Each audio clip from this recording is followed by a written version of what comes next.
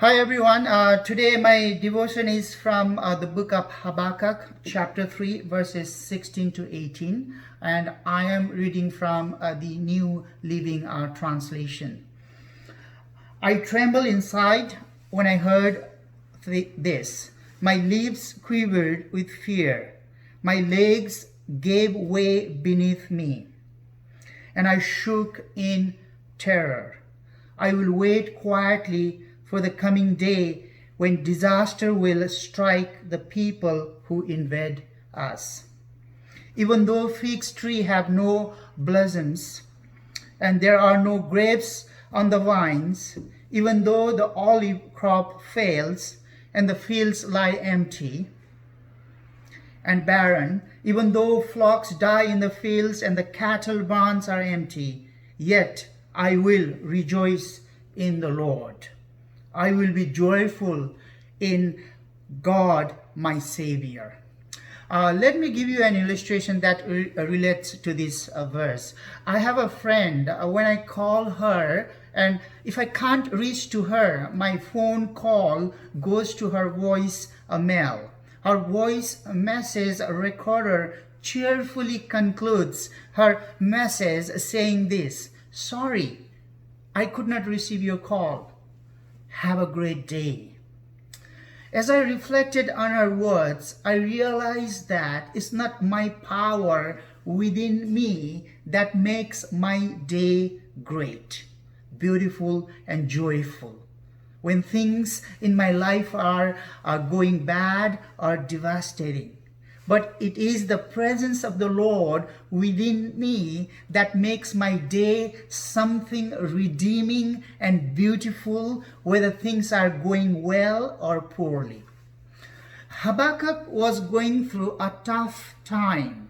In verse 17, God showed to Habakkuk that in the coming days, God's people would go through a hard time. There will be no food on the table, no crops in the field, no livestock in the farm, no fruits on the trees. There was nothing for the people of God to depend on or find hope.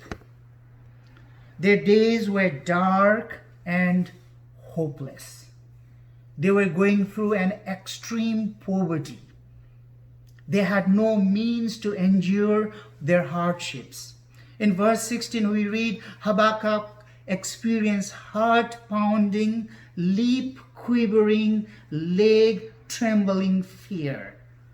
Yet, despite that, in verse 18, Habakkuk said he would rejoice in the Lord and be joyful. He proclaimed that his hope is in the God who provides the strength to walk in difficult places and find hope in his hopelessness. Sometimes we go through seasons of deep pain, financial hardships, like during this COVID time, loss of jobs, sickness, or loss of our loved ones. But no matter what we have lost, we can, like Habakkuk, rejoice in our relationship with a loving God. Even when it feels like we have nothing else, He will never fail or abandon us. He is the one who provides for those who grieve. He is the Jehovah Jireh, our provider. In Isaiah chapter 61 verse 3, the prophet Isaiah says, He is our ultimate reason for joy. Jesus said that He would give us joy. In Matthew chapter 11 verse 28, we read, Jesus said this, "Come to me, all of you who are weary and heavy burdens, and I will give you rest." Maybe we have so many worries and anxieties, hardships, problems, sickness.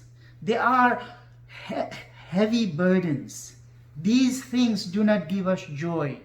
Rather, our deep relationship with Jesus brings us the greatest joy in our life even things are not going well in our life. Amen.